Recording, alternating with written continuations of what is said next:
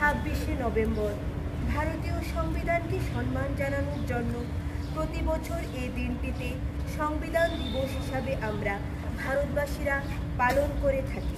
1947 সালের 15ই আগস্ট আমাদের ভারতবর্ষ ব্রিটিশ শাসন থেকে মুক্তি পায়।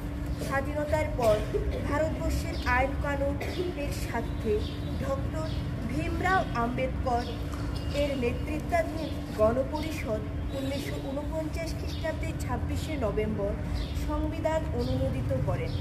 এই সংবিধান কার্যকারিতা লাভ করে 1950 সালের 26শে জানুয়ারি। ভারতবর্ষ আনুষ্ঠানিকভাবে সার্বভৌম, সমাজতান্ত্রিক, ধর্মনিরপেক্ষ, গণতান্ত্রিক রাষ্ট্র হিসাবে আত্মপ্রকাশ করে।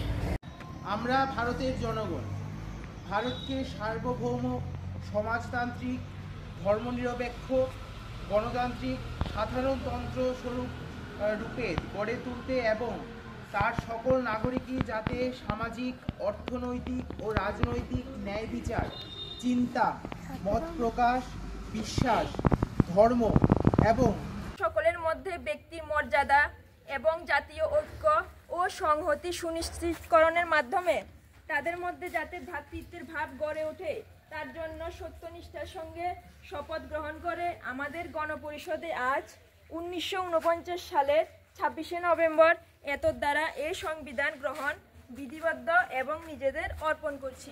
নমস্কার।